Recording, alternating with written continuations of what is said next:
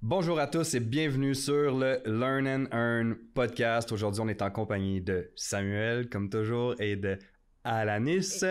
Et on va vous parler de comment investir intelligemment en exécutant une bonne analyse fondamentale.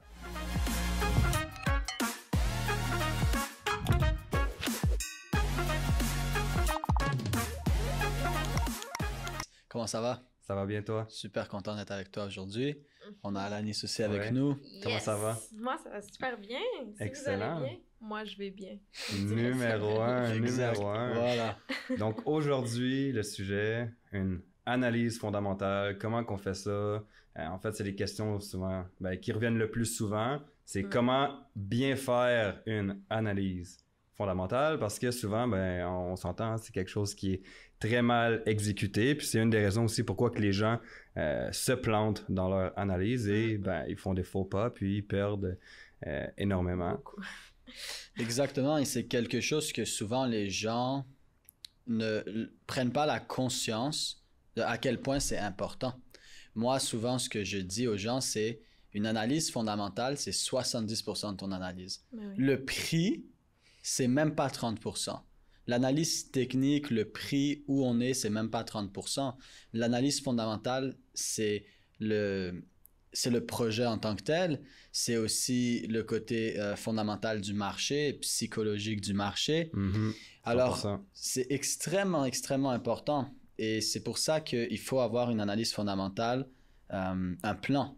Souvent, les gens ne sont pas préparés. C'est super important d'avoir un plan où les gens regardent leur plan et se disent, OK, moi, je vais regarder ça, et aller sur un projet et de lire ça. La plupart des gens ne savent pas c'est quoi un blockchain. La plupart des gens ne savent pas c'est quoi un white paper. Exactement. Mais ils vont investir dans des projets sans comprendre le projet. C'est comme dire, je vais investir dans Coca-Cola, mais je ne sais pas c'est quoi Coca-Cola. Je ne sais pas que c'est une boisson sucrée, noire, puis je sais rien, je ne sais pas c'est quoi. Donc, c'est ça qui est vraiment important, c'est que les gens comprennent que avant d'investir, comme dit le nom, learn and earn, voilà. C'est de learn avant de earn, de faire des recherches. Moi, des fois, j'ai passé des heures à lire des projets qui sont allés à la poubelle. Je suis comme non, ça c'est pas bon, ça c'est pas bon, ça c'est pas bon, ça c'est pas bon. Donc oui, c'est parce que ça doit quand même respecter certains paramètres initiaux qu'on va se donner. Exactement. Selon ce que nous on veut surtout, puis on s'entend il y a des paramètres de base à respecter quand tu fais une bonne analyse. Puis quand que t'as quelques paramètres qui sont pas respectés, on s'entend que normalement, même si le projet à la base semble bon, techniquement parlant, si ça respecte pas les paramètres initiaux que tu te donnes, tu veux pas investir à l'intérieur de ce projet. Exactement, et c'est super important justement d'avoir cette analyse fondamentale, de savoir regarder les bonnes choses et de pas se laisser attraper dans ces vagues. Exact. Dans le hype, dans ces vagues médiatiques, Facebook, Instagram et tout ça qui crée cette énergie chez les gens de soit peur ou de surexcitation, mais de toujours être neutre et vraiment analyser fondamentalement un projet. D'ailleurs, quelqu'un qui analyse très, très bien de façon fondamentale un projet, c'est Alanis qui pourrait nous en parler un petit peu d'ailleurs. Ben oui, mais comme vous avez dit, ça va par étapes. Hein? C'est vraiment avoir sa liste, savoir dans quoi regarder, quoi faire, parce que sinon, si on n'analyse pas fondamentalement, on va analyser technique pour absolument rien. Parce que si ça tombe que le projet, il est pas bon, c'est une perte de temps, c'est une grosse perte de temps. Puis une analyse technique, ça prend quand même du temps, faire une bonne analyse pour un premier projet. Donc, moi, j'aime commencer par le projet en général. C'est quoi le but? Est-ce qu'il y en a d'autres? Est-ce qu'il y a beaucoup de compétition ou est-ce qu'ils font juste copier un autre projet? Puis, si j'aime le projet, si je crois en qu'est-ce qu'ils sont en train de construire, je regarde l'équipe. L'équipe, c'est super, super, super important. Les gens donnent pas assez d'importance à qui est-ce qu'ils travaillent dessus. Exactement. Ça, c'est vrai. Parce que souvent, les gens dans l'équipe, juste avec ça, avec leur expérience, on peut voir dans quoi d'autres ils ont travaillé. Exact. Est-ce que tu as déjà créé une autre crypto-monnaie? Est-ce que tu as déjà travaillé avec un autre blockchain? Est-ce que tu fais partie de l'équipe de l'ancienne équipe d'Ethereum? Est-ce que c'est super important, savoir leur background. Puis aussi le roadmap complet.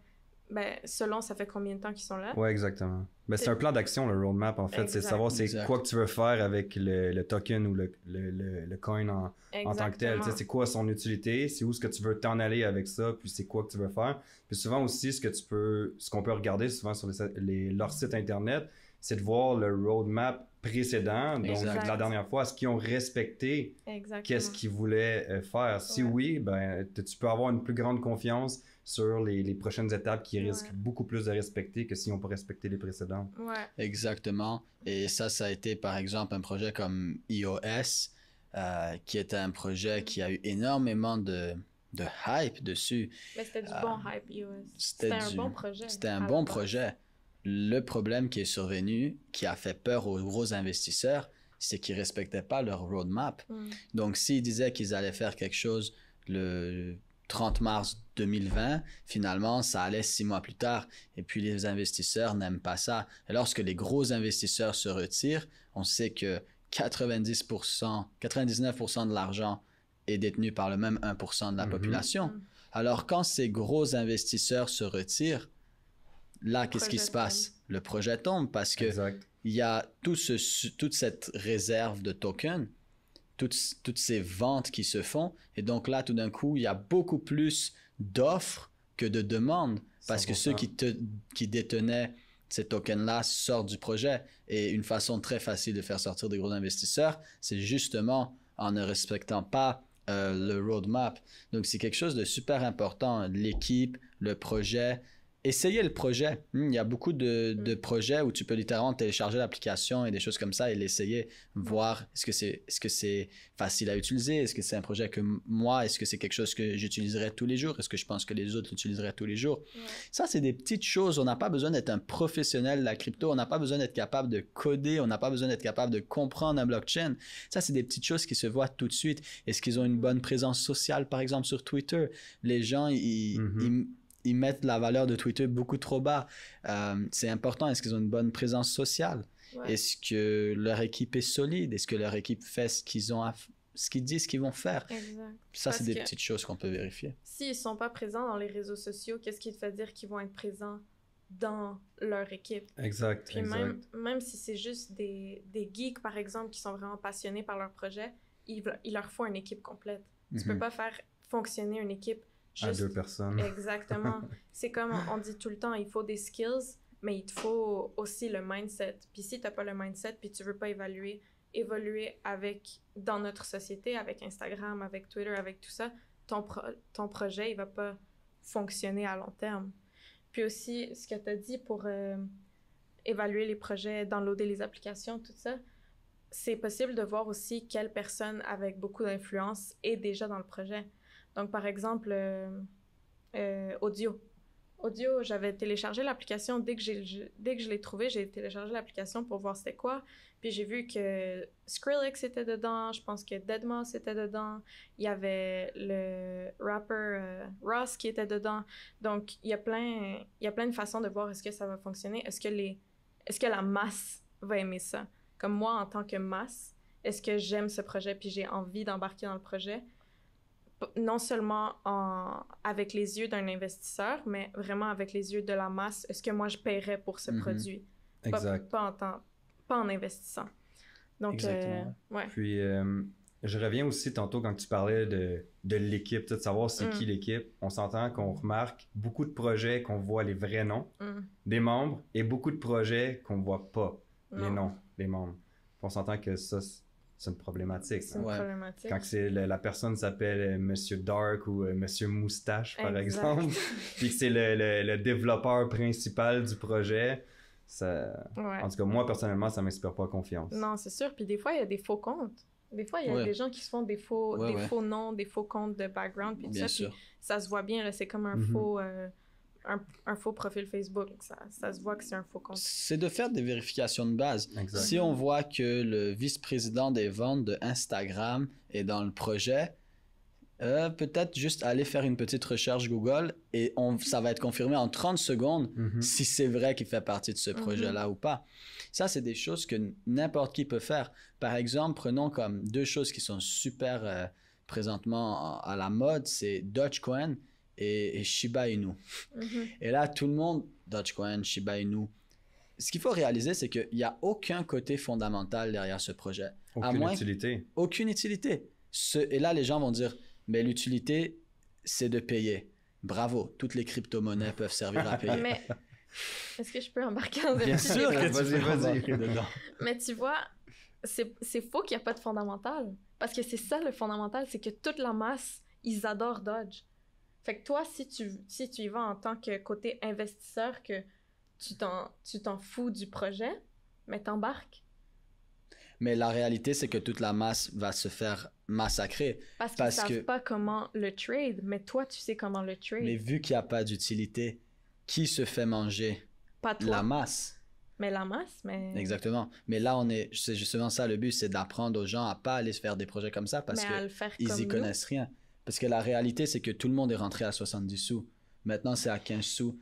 Il y a eu 800 millions de dollars de liquidation juste hier. Ouais, ça, le 800 millions de dollars de liquidation, c'est pas Elon Musk, c'est pas les banques, c'est pas les institutions. Ça, c'est le monsieur qui fait son 9 à 5. Et c'est correct de le faire, son 9 à 5. C'est 100% correct, mais il faut s'éduquer. Parce que c'est pas Elon Musk qui vient de se faire liquider 900 millions. C'est tous ceux qui sont en trade Dodge sans comprendre c'est quoi Dodge. Et Dodge, c'est du pur hype. Dodge, quand tout le monde en parle sur les réseaux sociaux, c'est parce que les grosses poches sortent. Il n'y a pas d'utilité. Il ne va pas grandir de façon exponentielle. C'est pas comme Bitcoin qui va grandir de façon exponentielle dans les prochaines années ou Ethereum qui va grandir dans une certaine échelle. Ça, c'est juste du pump and dump. Ça veut dire que quand tout l'argent rentre, ça pompe. Quand tout l'argent sort, ça dompe. Mais là, souvent, les gens se disent « Oui, mais s'il y a 2 millions de personnes qui rentrent sur Dogecoin, on peut maintenir le prix. » Non, parce que les gens n'ont pas d'argent. Ce qu'il faut réaliser, c'est que 0,5% de la population prennent 10% de leur argent. C'est eux qui pompent le marché. C'est eux qui dompent le marché. Tu peux prendre les 2-3 personnes les plus riches au monde, tu mets tout le reste de la population, c'est eux qui pompent et qui dompent le marché, comme ils veulent. Et puis pour les gens qui se disent « Ah, mais les cryptos, ça peut être un peu risqué à cause de ça », j'ai des super belles nouvelles pour tout le monde. L'immobilier, c'est la même chose. Les stocks, c'est la même quand chose. Les gens disent « Crypto, c'est pas régulé », ouais, les stocks, c'est régulé par les gens qui pompent and dumpent les stocks. Je connais du monde qui, en ce moment, juste dans le stock market, dans le marché boursier, ont énormément perdu. Là. Exact. Énormément perdu en ce moment. Là. Exact. Et ça, il n'y a pas de bon ou de mauvais marché.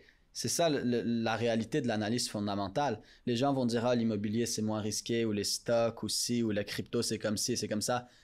Peu importe quel marché va naître, que ça soit lorsque l'or est apparu, qui est ensuite devenu illégal, mais en tout cas, on ne va pas rentrer dans ce sujet-là. Et ensuite, c'est redevenu légal. Non, on ne va pas rentrer dans ce sujet-là. Il ne faut pas rentrer là-dedans. Là. Et on déroge du sujet. Ouais, voilà. Et on a eu donc ce marché-là. Ensuite, on a eu le marché de l'immobilier, on a eu le marché des stocks, on a le marché des cryptos. C'est toujours la même chose. Il n'y a aucune différence. C'est des nouveaux marchés, c'est des nouvelles façon de faire de l'argent, d'investir, de générer des revenus. Mais la chose qui ne changera jamais, c'est l'émotion des gens. Alors moi, ça ne me dérange pas que ça soit l'immobilier, ça ne me dérange pas que ce soit les stocks, ça ne me dérange pas que ce soit la crypto. Il n'y a aucune différence. C'est la même chose parce que ce qui ne changera jamais, c'est les émotions des gens.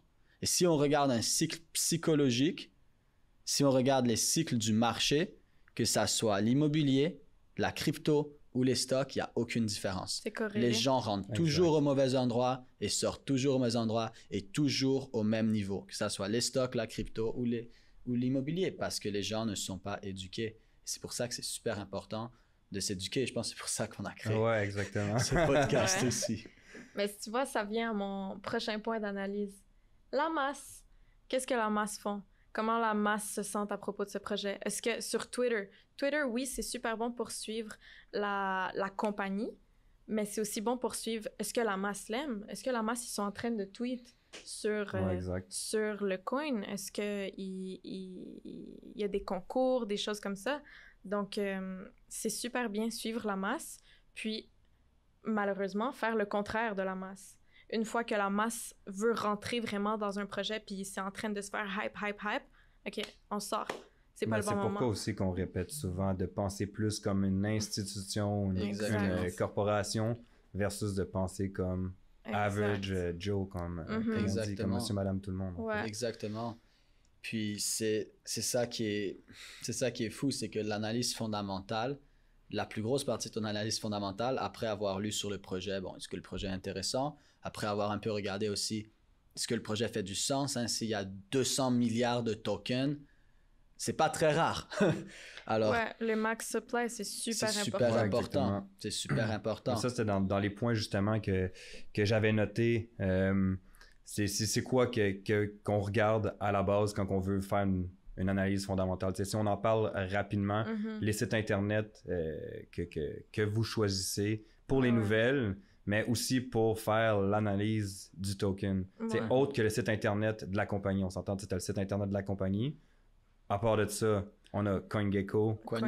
Exactement. Cointelegraph. Cointelegraph, c'est des bonnes nouvelles. D'habitude, ils sont assez accurate. Puis les échanges. Souvent, les échanges, on le sait pas, c'est parce qu'on fouille pas assez. Mais Binance, ils donnent de l'information sur leur coin. Crypto.com offre de l'information sur leur coin. CoinGecko, super bon. CoinMarketCap, ils donnent des super bonnes analyses. La majorité vont écrire la même chose.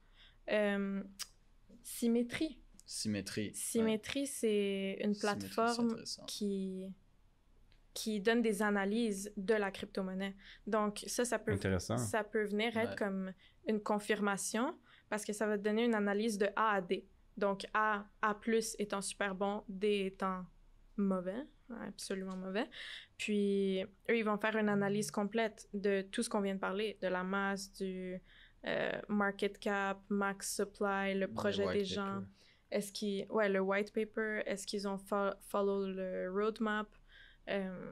Puis, d'habitude, ils sont très accurate. Symétrie, c'est une super bonne plateforme, en fait. Ouais.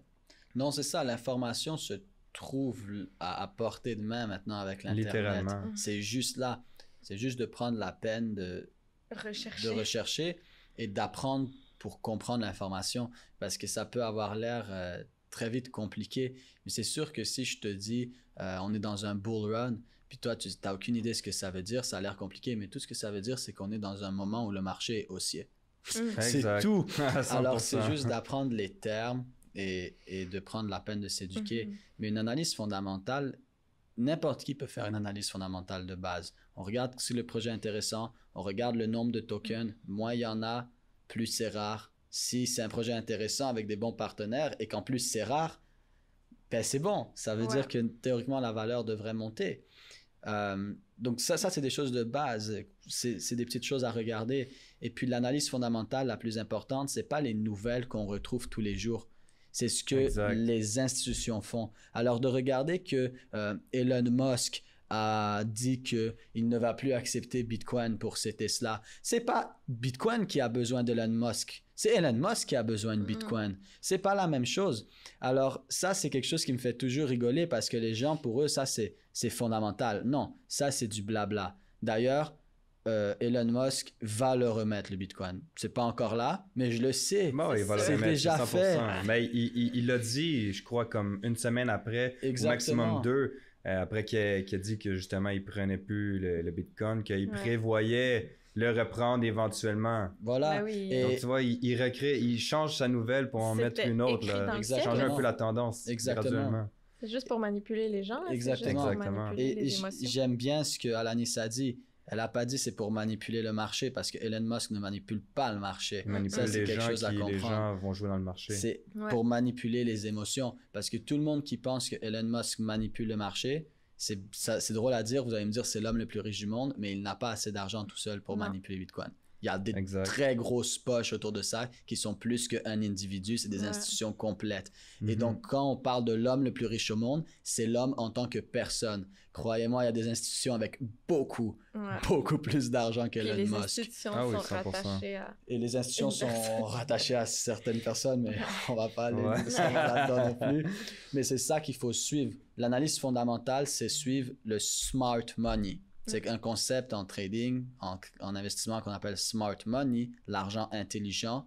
C'est ça qu'il faut suivre. Notre analyse fondamentale n'est pas basée sur les nouvelles de la masse qu'on retrouve partout. Notre analyse fondamentale est basée sur ce que le smart money fait. Par exemple, JP Morgan, une des plus grandes banques au monde, disent publiquement que Bitcoin n'est pas bon.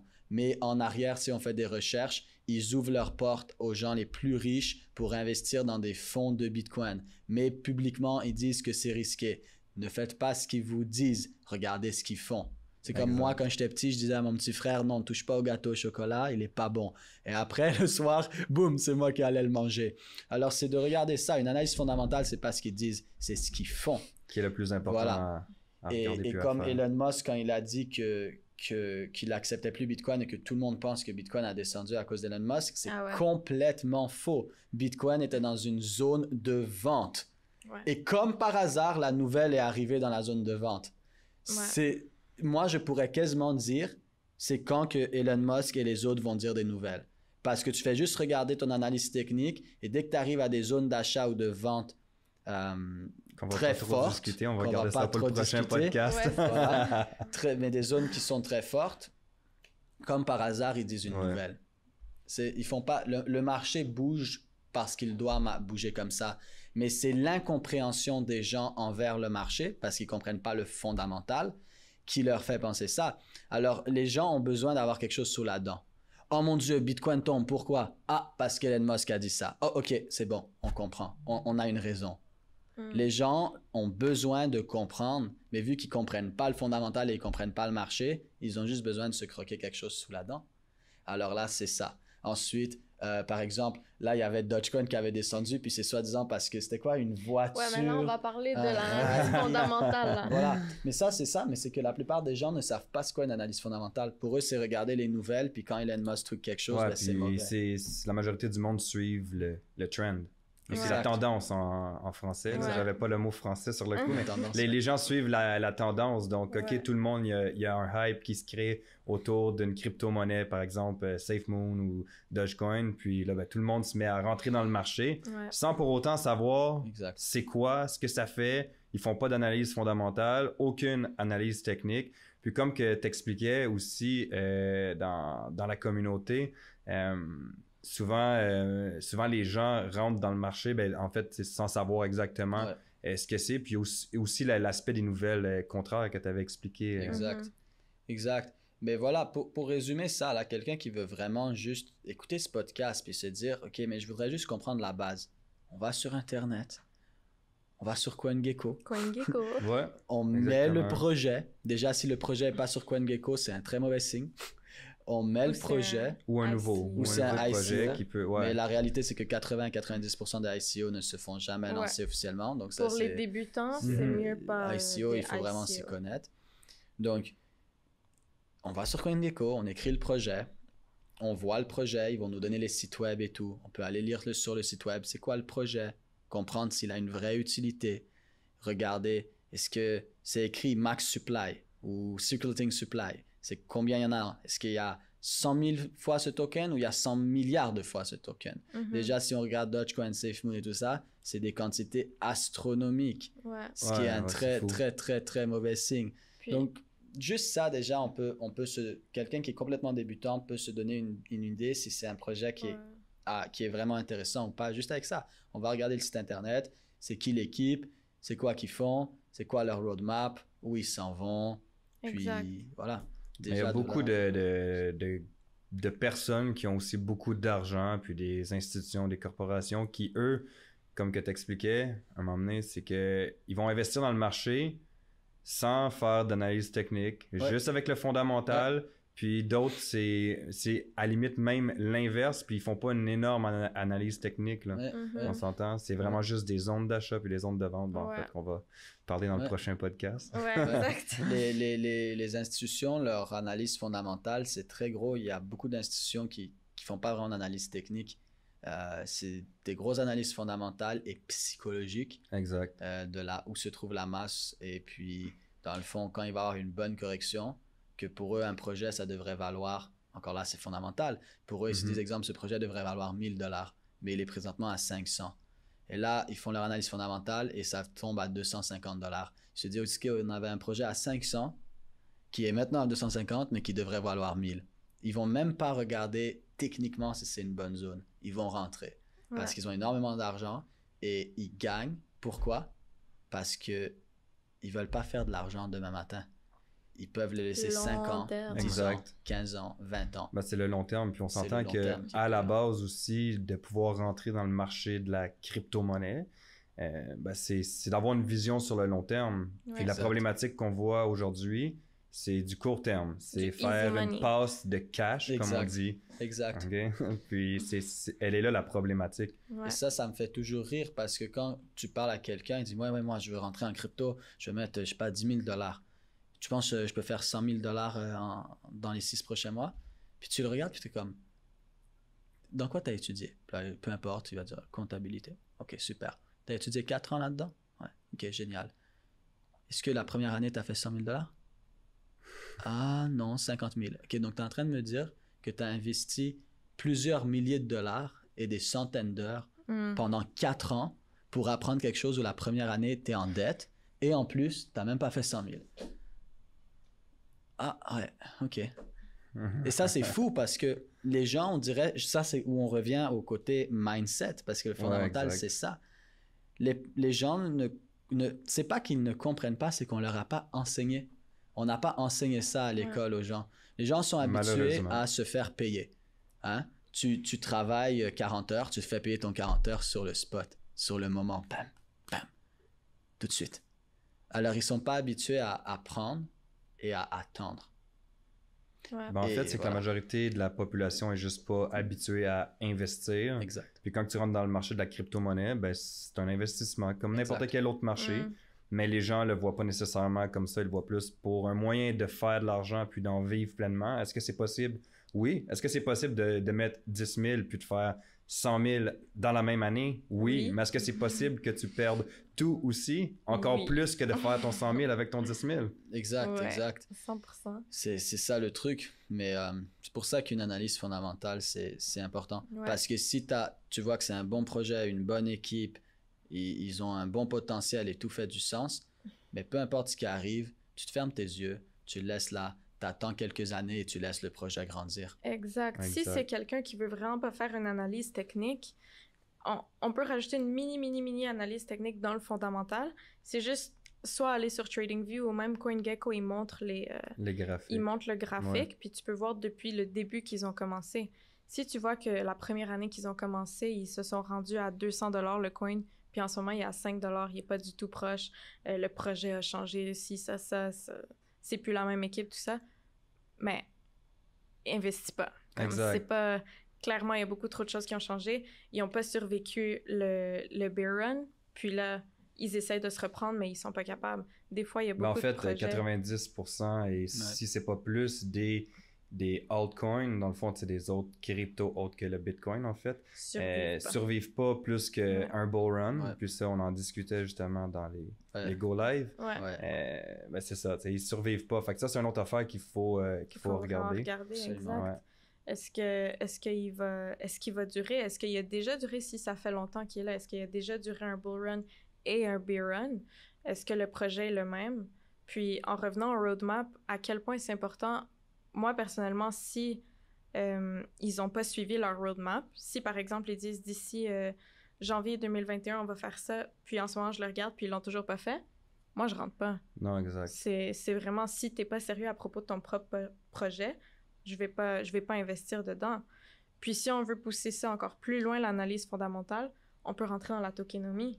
Ouais. Qu'est-ce que tu veux faire avec C'était tes coins? le point que je voulais justement aborder Exact. avant qu'on termine. finisse. Parce que je crois Yes. que ça fait déjà un très bon podcast. Ouais. Mais justement, la répartition des tokens, c'est Exact. vraiment super important. Puis on n'en avait Ouais. pas encore parlé. Mais non, Ouais. c'est super important. C'est quoi leur système? Est-ce que vous avez un système de brûlage de tokens? C'est qui les hold? Ceux qui les hold, est-ce qu'ils ont un pouvoir? Par exemple, Maker, les gens qui tiennent du Maker, ben, ils ont un pouvoir de décision dans la compagnie. Puis, ils ont un système de brûlage qu'à tous les temps de mois, ben, on va brûler tant de tokens parce qu'ils n'ont pas de max supply. Fait que ça veut dire qu'il y en a tout Ouais. le temps sur le marché qui se font produire, sauf qu'ils ont un système pour les éliminer aussi en même temps. Mhm. Si c'est un peu comme Dogecoin, puis ça fait juste sortir, puis ça se brûle pas, Ouais. ben ça va faire comme le dollar américain, comme le dollar Mhm. canadien. La valeur, elle va juste se faire perdre. Donc la tokenomie aussi, c'est super important. si on s'avance un peu plus. Ouais, puis un point qui est important aussi au niveau de la répartition des tokens, c'est l'équipe en détient combien. Exact. Puis ensuite, est-ce qu'ils ont barré leur token ou pas? Exact. Ça, c'est une autre affaire qu'il faut vraiment regarder. Si on prend par exemple SafeMoon, l'équipe détient, je crois que c'est 70%. 70-75%. Ouais, 70-75% des tokens. Puis il n'y a pas vraiment de lock, il n'y a pas vraiment de cadenas dessus. Alors déjà, si on rentre dans un projet, vous allez voir le livret blanc, les white papers qui expliquent le projet, et il n'y a pas de section tokenomie, c'est off. C'est comme dire, 100%. Je viens te voir JP, je viens te voir Alani, je suis comme écoutez, j'ai un super beau projet, voici mon projet d'affaires, et dans mon plan d'affaires, il n'y a pas le côté finance. Il n'y a pas de côté finance. C'est quoi ton plan d'affaires sans côté financier? Alors, pas de tokenomie, hein, comme token et économie. Tokenomie, ça veut littéralement dire qu'ils n'ont pas de planification financière par rapport au projet. Une business sans planification financière, pas sûr que j'investis dedans, moi. Exact. Donc, ça, c'est quelque chose de super important à regarder. La tokenomie, c'est quelque chose de vital dans un projet. Comme Dogecoin, leur tokenomie, c'est que c'était 10 000 Dogecoin par minute qui se font créer dans le blockchain. Je crois que c'était par jour. C'était par jour. Il faudrait que je revérifie. Mais c'est fou parce que ça, c'est littéralement comme le dollar américain, hein, parce que le dollar américain a perdu 98% de sa valeur depuis sa création. Dogecoin, c'est le même principe. C'est juste un projet qui va dévaluer en termes que il y en a de plus en plus, mais la demande va pas tout le temps être là. Exact. L'offre augmente de plus en plus, mais la demande va jamais être là pour toute l'offre. Et voilà, donc ça, c'est une mauvaise tokenomie. 100%. C'est quelque chose de super important à regarder. Puis ça aussi, tu le vois tout de suite, quoi. Tu le vois. Est-ce qu'ils en brûlent? Est-ce qu'ils n'en brûlent pas? Combien ils en ont? Si l'équipe, comme tu dis, détiennent 75% et qu'en 6 mois, ils peuvent tout lancer sur le marché. Mais là, ça veut dire quoi? Une grosse offre qui arrive, pas beaucoup de demandes, ça le tue. Regardez DENT, c'est un super beau projet, mais ils ont complètement manqué leur tokenomie. Et là, hop, 2017, ils ont monté. 2021, le bull run, rien du tout. Parce que leur tokenomie était mauvaise. Parce que le fait que l'équipe en hold une grosse partie, c'est correct. Ça peut être problématique, mais c'est correct si ils ont une règle de telle personne peut juste relâcher tel pourcentage par temps. Exactement. Donc, si ils le font graduellement, c'est correct parce que ça va garder le marché balancé. Mais s'ils les relâchent tout en même temps, ça revient à la même chose. Exact. Offre et demande, ça fonctionne pas. Puis c'est là que ça tue le projet. Voilà. Génial. Merci d'avoir été présent sur ce podcast pour l'analyse fondamentale. Donc, comment investir un petit peu plus intelligemment. Hein? C'est le but du podcast. Donc, avant de quitter, on s'entend que ce qu'on a partagé, c'est aucunement des conseils financiers. On n'est pas des conseillers financiers. Donc, on vous laisse toujours libre d'aller chercher votre propre jugement, de faire vos propres analyses, d'aller chercher votre propre opinion, puis de tirer vos propres conclusions par rapport au projet. Puis voilà. N'hésitez pas à vous abonner à Facebook, Instagram, YouTube, à nous suivre, à laisser un 5 étoiles. Yes. On apprécie. On va être de retour. Merci beaucoup pour ce podcast. Merci. Yes. Merci de nous avoir.